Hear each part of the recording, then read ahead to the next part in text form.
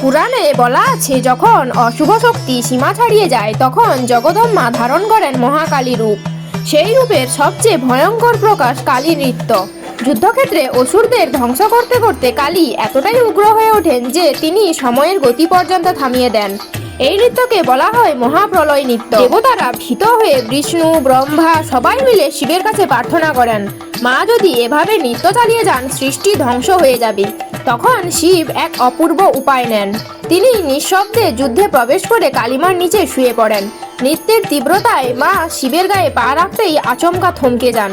নিজের প্রিয়তম শিবের ওপর দাঁড়িয়ে থাকার অপরাধে মা লজ্জায় জিভ বের করেন, আর ঠিক সেই মুহূর্তে মহাপ্রলয় থেমে যায়।